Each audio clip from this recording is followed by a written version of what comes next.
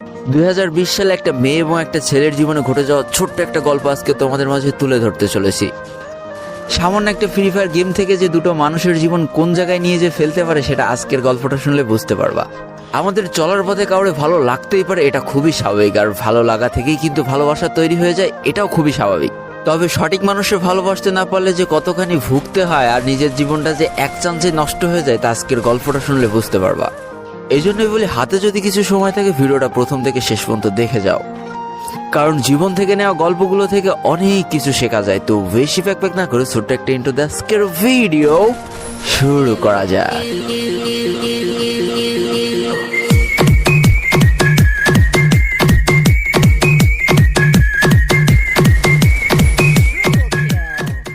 আজকের গল্পটা শুরু শুভ এবং পরীকে নিয়ে। শুভদের পরিবারে বাবা, মা আর শুভর একটা ছোট ভাই। শুভ ছিল মধ্যবিত্ত ঘরের মধ্যবিত্ত সন্তান। দিন আনি দিন খায় খুব ভালোই চলে যাচ্ছিল। শুভর বাবা ছিল একজন ব্যবসায়ী। অপরদিকে আমাদের পরিদের সংসারে খালি বাবা, মা আর পরি একমাত্র সন্তান।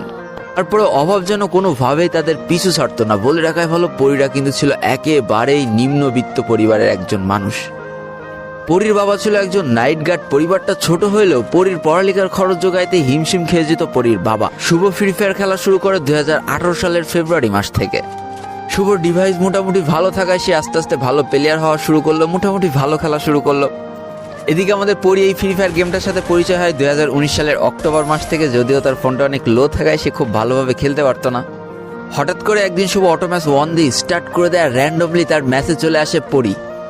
এদিকে পরি তো একে একটা মেয়ে, তার উপরে আস্ত একটা বট। সে তো খেলতেই পারছে না, বারবার ঠুসঠাস করে মরতেছে। আর আমাদের শুভ দৌড়ায় যে নায়কের মতো তাকে কিন্তু রিভাইভ দিচ্ছে।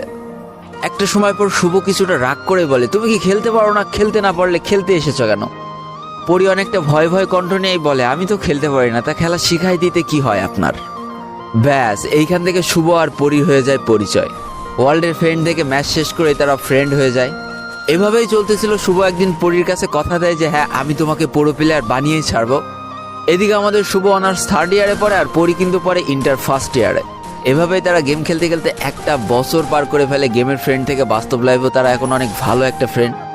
আর কালো অধ্যায়টা শুরু হয় 2020 সালের মাঝামাঝি পর্যায়ে এসে। হঠাৎ করে পরির বাবা স্ট্রোক করে মারা যায় আর তারপরে তাদের সংসারে চলে আসে কালো কাপড়ের ছায়া। সংসার চালাতে হিমশিম খেতে হচ্ছিল মাকে। এইদিকে পরির পড়ালেখা প্রায় বন্ধ হওয়ার জন্য। পরিদের এই কষ্ট সহ্য করতে না পেরে আমাদের শুভ অল্প বয়সে জীবনযুদ্ধের তাগিদে চলে যায় চাকরির খোঁজে এবং 12,000 টাকার একটা চাকরিও সে জোগাড় করে ফেলে। চিন্তা করো, বন্ধুত্ব কোন লেভেলে চলে না গেলে 12,000 টাকার চাকরি করে 6,000 টাকা পরীকে দিয়ে দিত। 4,000 টাকা